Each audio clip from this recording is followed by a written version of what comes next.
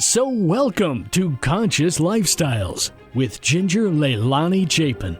Hey there, welcome to Conscious Lifestyles radio show. This week I have such an important topic, trusts. Do you know what is happening with your grandparents, your parents' trusts? How can you trust the trustee?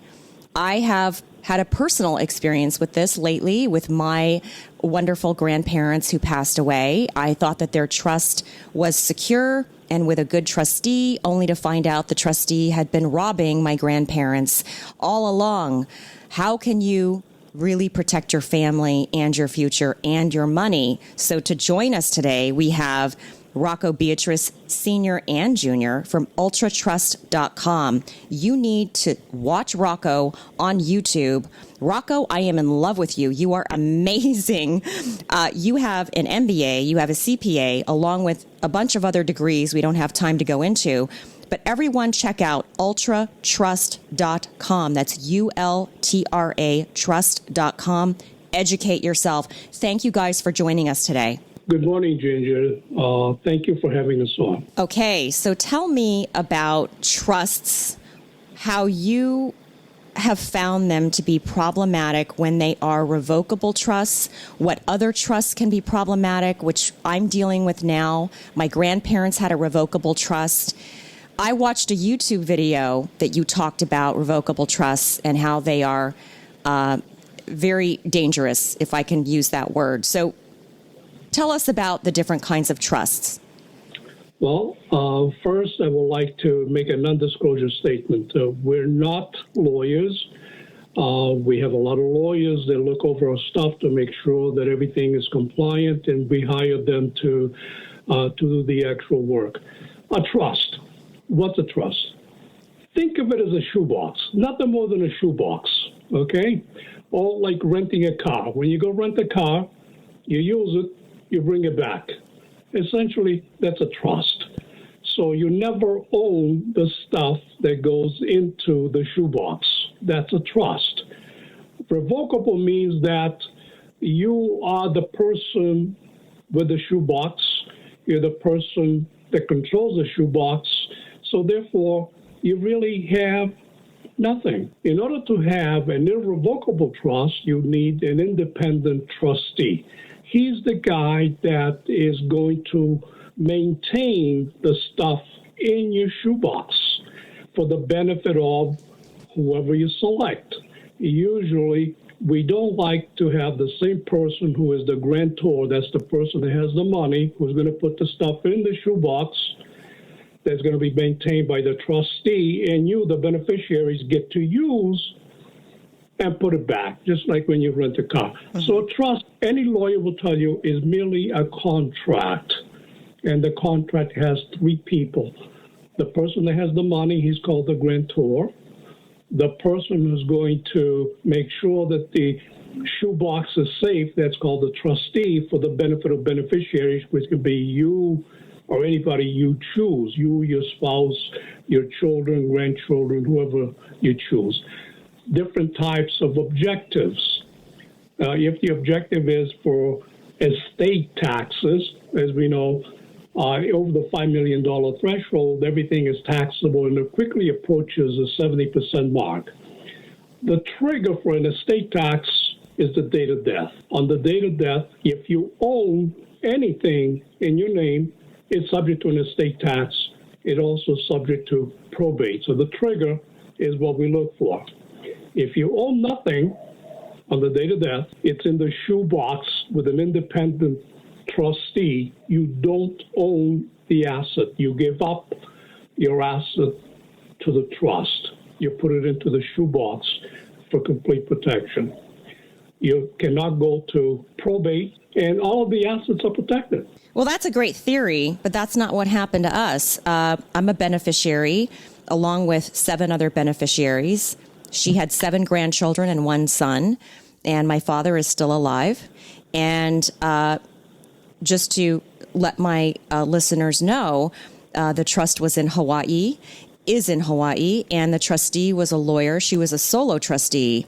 She was also the same person who created the trust, which I have done a lot of research since my grandparents died, and have found that it is very much frowned upon by the American Bar Association, as well as other associations, and even, I think, every single governmental entity that oversees this, to have the trustee be the same person who created the trust. When I spoke to you guys yesterday on the phone, it was very clear that, to me, there are many different types of trusts, and the person who's creating the trust has to know what they're doing.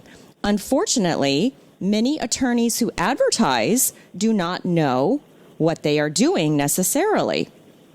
Correct. Unfortunately, that's very correct. So tell us about that. Why was this revocable trust, who was created by this attorney, and she put herself as the solo trustee, and my grandmother had fallen into dementia the last few years of her life, about 10 years after my grandfather had died.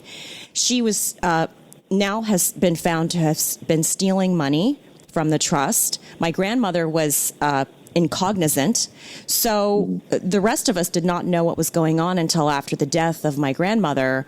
And that's really at the 11th hour, isn't it? You know, you don't really know that all this money is gone until you wake up, and we've never been notified of any aspect of the trust whatsoever. We were never notified that we were even beneficiaries during the time that my grandmother was alive. A lot of people like to leave their money to charities or what have you. So you just, you don't know. Let me ask you, is this something that people need to wake up and realize, just because someone advertises as an attorney that they are an estate and trust attorney, you should really be careful? Absolutely. If they're giving you advice where they're putting themselves in complete power, you have to start asking questions. In your case, it's unfortunately not that unique, where the attorney is putting themselves in as trustee, and not only that, does not include somebody to be a trust protector, which is like an oversight committee of the trustee. And on top of all that, they're putting themselves as the power of attorney for all financial affairs for your grandmother. I mean, that's red flag times 3. Well, at the very minimum, we should have informed the beneficiaries that indeed he was the trustee, and they should, if they had requested a copy of the trust, they should have given it to them. It is a major conflict of interest, and there's a lot of this going on, and this is why we don't like the idea of a sole trustee. We like the idea of a trustee and a trust protector. The trust protector's function is to fire the trustee at will, Donald Trump style. You're fired. You have to give him a reason why, but he overlooks to see what the trustee is doing. He has various powers according to the contract. So in the shoebox example, he is looking over the shoebox, but the chairman of the board is looking to make sure that the shoebox is safe. And he steps in cases where there is a malfunction of what the trust document says. One example that we like to do is to have anything that has to go out, depending on the amount of money in the trust, let's say it's $1 million, I will put in a brick system that both the trustee and trust protector must sign off if there's a distribution of more than $20,000 to any third party, whether it be a beneficiary or if someone's selling a piece of real estate within the trust that's worth more than $20,000, you need to have that check and balance in place to make sure everything's kosher and no one's taking advantage of the situation. As a matter of fact, if you go in family court and search out how many actions against the trustees of trust, I think you'll be overwhelmed. And this is the reason why I learned something 30 years ago, that you got to have somebody to overlook. I mean, whatever the situation is, you always have to have a person in control, but you also have to have a person who can justify what is being done.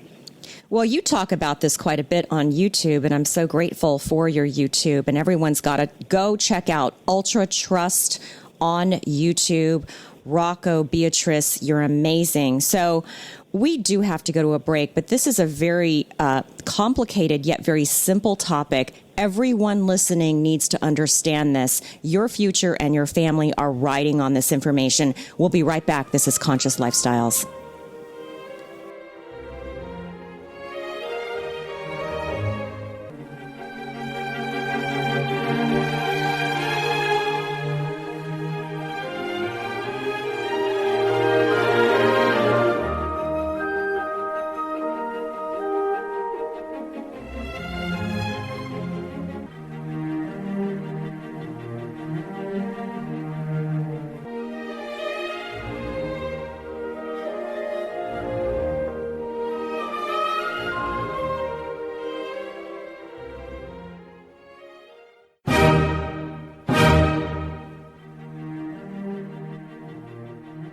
Hey there, welcome back to Conscious Lifestyles Radio Show. This is Ginger Leilani Chapin.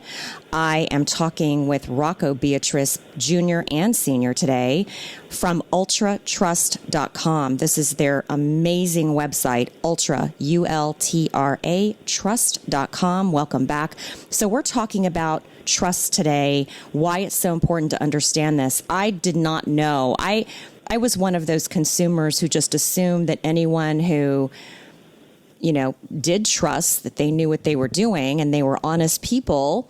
Come to find out, being a beneficiary, a recent beneficiary, that is not the case. So tell us about what is the difference between a revocable and irrevocable, and why in one of your YouTube videos you talk about revocable trusts are not worth the paper they're written on.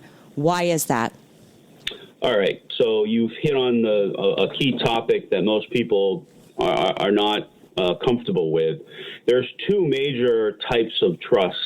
There's the revocable, and the synonym for that is also living trust, living revocable trust, a land trust. They're all the same thing, and they achieve one goal, which is whatever assets are in there, they avoid probate. And avoiding probate is an important topic. But most people, when they think of trust, they think that they're going to get some level of protection while they're alive, not just when they're dead. And so that brings us to the next major umbrella of types of trusts, which is the irrevocable trust. And there's literally about 10 different types of irrevocable trusts, which makes it extremely complicated in terms of, a layman understanding what's going on. But the general thing here is the word irrevocable. Irrevocable means that nobody can force you to revoke the trust. Okay, it doesn't mean that things cannot eventually be amended. There are different options within the trust agreement that can be that you can assign different powers, etc. So. This is the type of trust, the irrevocable trust, that most people think about when they think of setting up a trust. It offers, it's one of the ways that you can protect your assets if it's properly drafted, properly implemented, and properly funded. If you don't do these three things correctly, you're wasting your time, even with an irrevocable trust. Well, that's an interesting point, because the problem is that a lot of people think that they can go to an attorney, have this drawn up, and somehow, choose somebody out of the thin air to be the trustee. And, when you become elderly and your faculties are not what they used to be, you really have to trust the trustee. Unfortunately, in my grandparents' case, we don't know how all this happened. But I do know that my brother, who had asked several times for a copy of the trust a couple years before my grandmother died, but she had fallen into dementia, he became very suspicious, and she refused to give a copy of the trust to anyone. And her answer was, "You may not see anything until she's gone." What do you say to that? Filed a lawsuit with the attorney and reported to the Bar Board of Overseers. He has to comply with a written request in 10 days. Barring that, the Bar Board of Overseers will yank his license, her license in this case. It's quite common. Again, if you go into family court, you're going to see a lot of actions, and that's because the trustee believes that they can use it to their advantage. In your particular situation, I think that she probably figured out that the risk was low, the money was high, and therefore they did whatever they could. Now, in order to unwind this thing, they have the upper hand. At every passage, they're going to be able to stopgap. It'll take years before you can get in front of a judge. But if somebody comes to us and asks for a revocable trust, I walk away. I will not do it because, again, it's not worth the paper it's written on.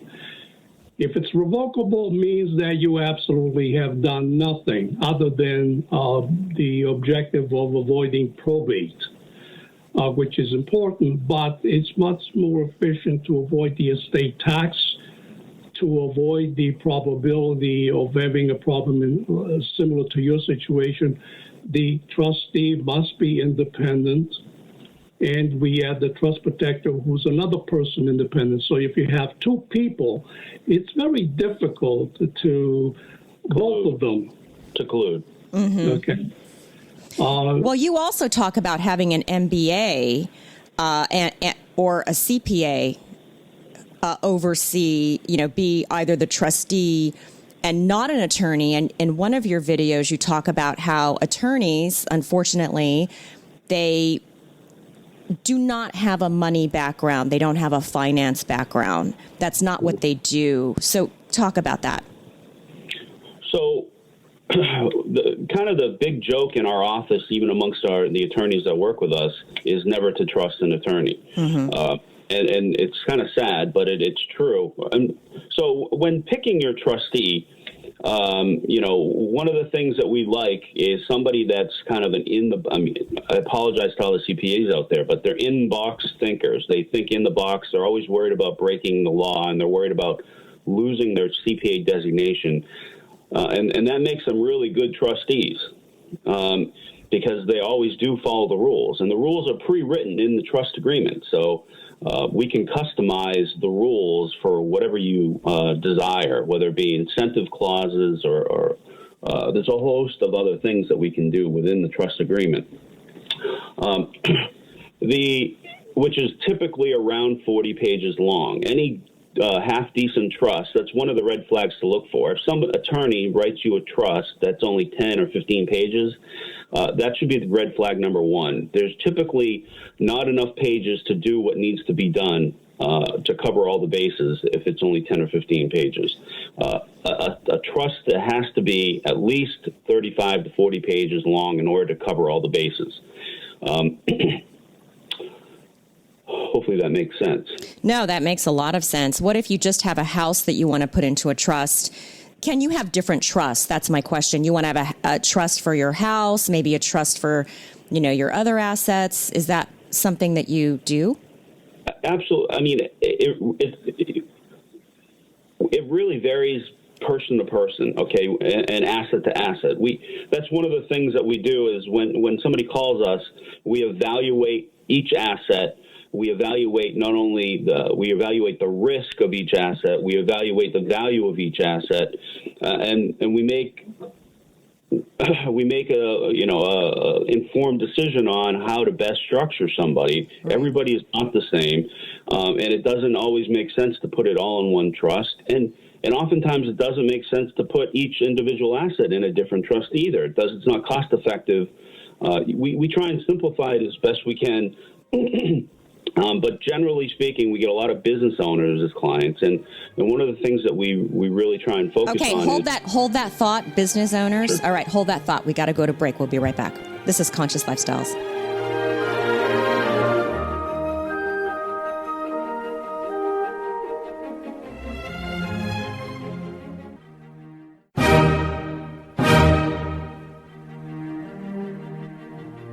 Hey there, welcome back to Conscious Lifestyles. This is Ginger Leilani Chapin. I'm talking with some pretty amazing people today.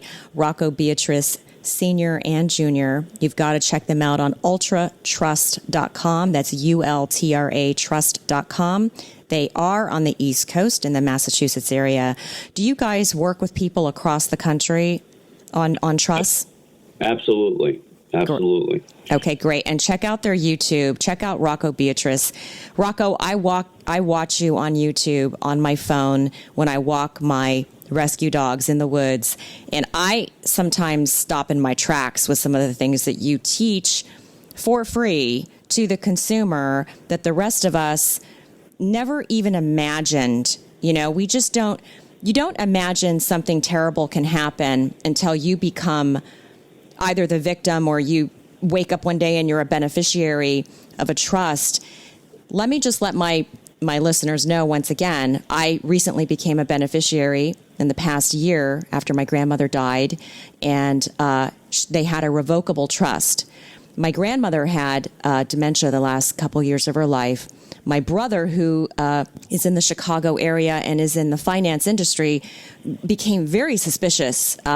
Certain beneficiaries were getting BMWs and all kinds of money, and we were like, what's going on? You know, this is very strange that she's dispersing while my grandmother is, in a very strong state of dementia, if I can put it that way.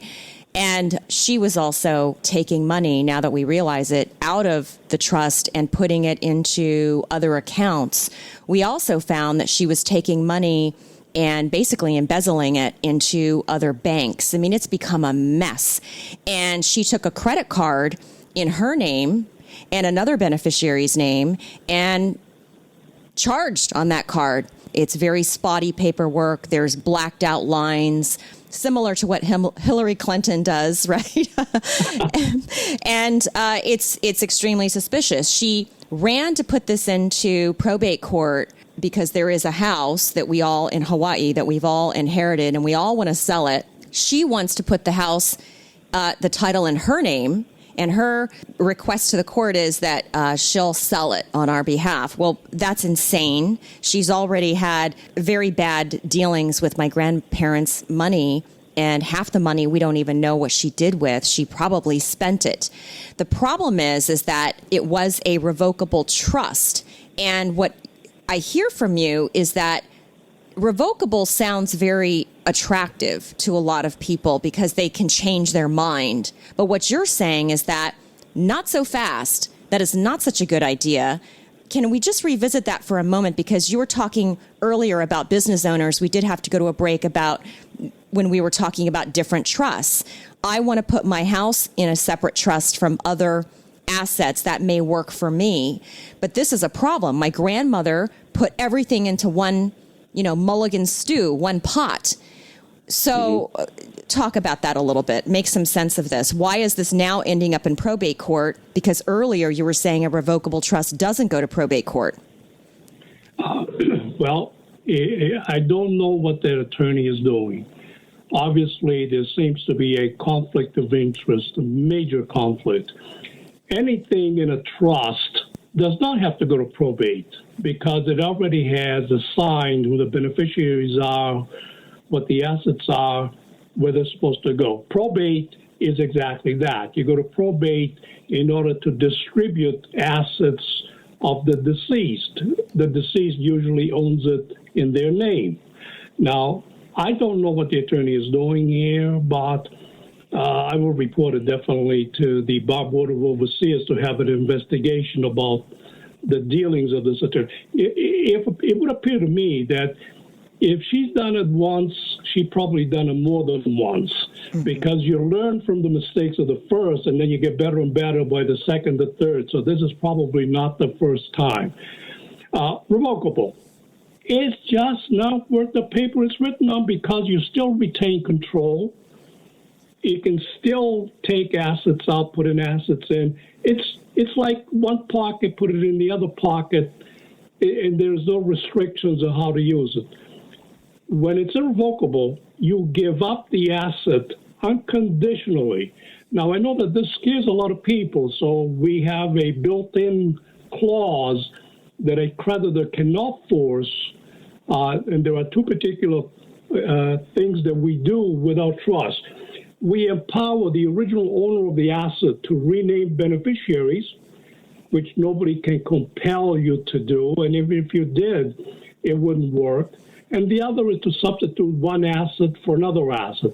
In your example, if you want to put in your home in an irrevocable trust with an independent trustee, an independent trust protector, and you decide to move from Hawaii to Florida, the trustee sells the house in Hawaii, buys the house in Florida, and gives you the key. So the property is still owned by the trust. Independence is the key. You need an independent person. If, for example, some people will do a bank as a trustee or a broker, well, hell, to get rid of them, you can't.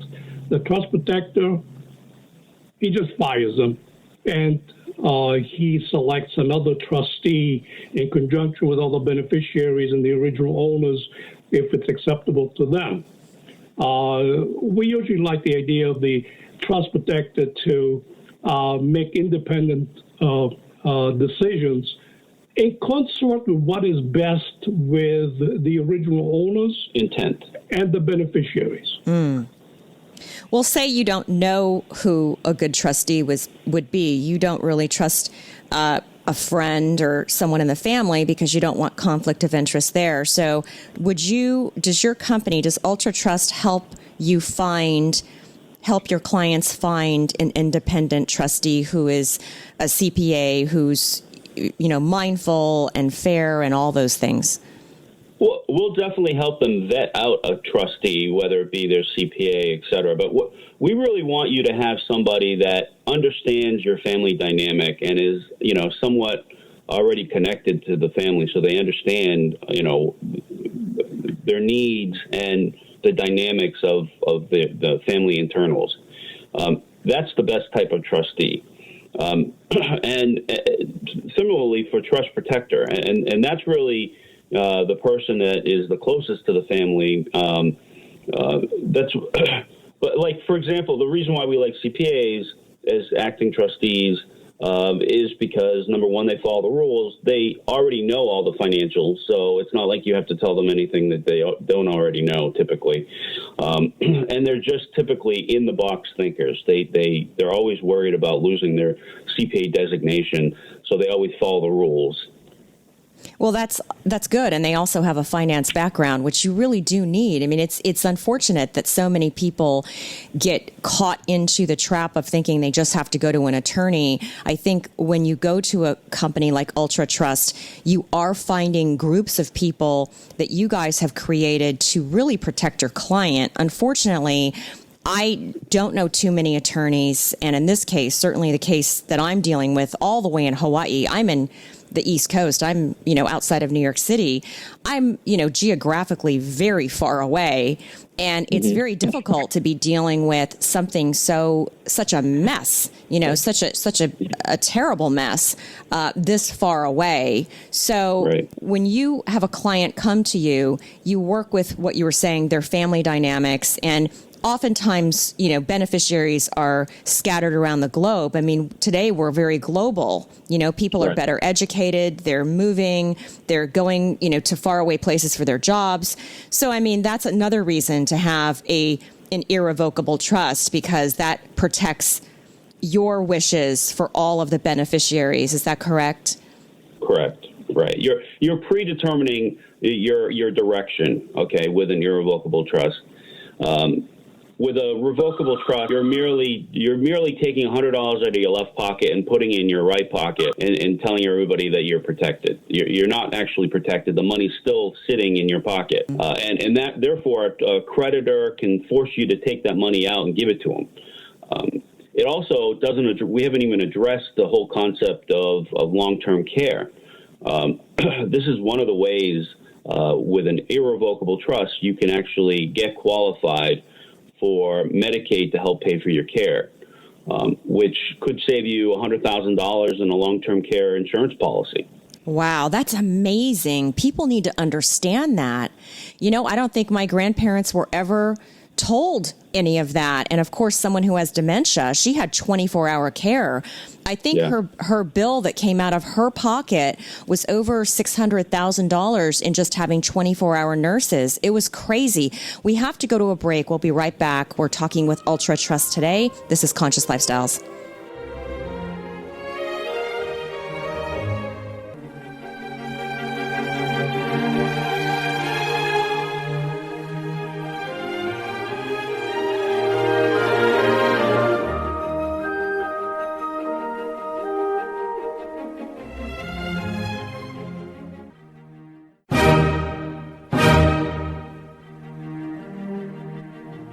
Hey there, welcome back to Conscious Lifestyles Radio Show. This is Ginger Leilani Chapin. I'm talking with Rocco Beatrice Sr. and Jr. today from ultratrust.com. That is their website, ULTRA trust.com.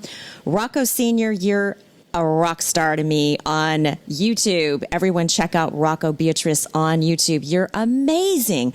I cannot get enough of you. You need to make more and more videos just for me so I can walk in the woods and watch you.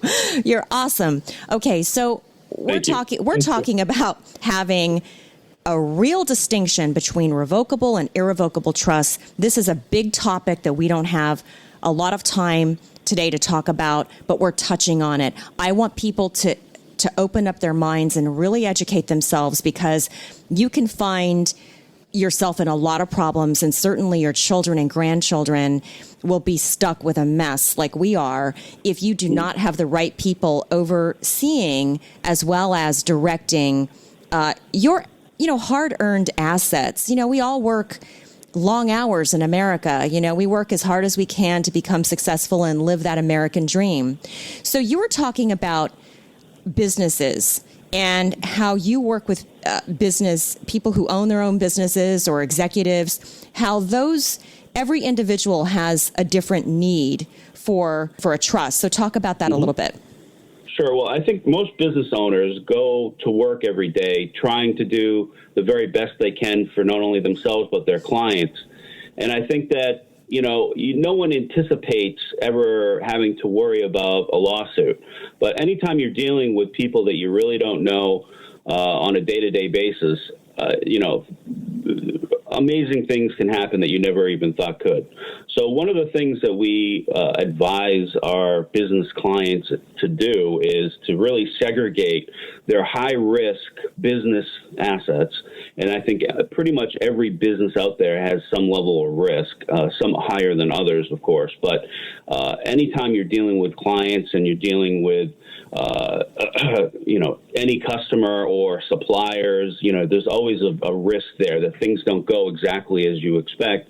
And with 90+% of startups failing, this is another thing that you need to worry about in terms of making sure that your business mistake doesn't cost you 30 years of hard work and savings just because you made one bad mistake. Mm-hmm. So we tell people that you really want to segregate your business assets, which are high risk, with your personal assets, which are low risk. And what do I mean by that? I'm talking about your personal residence.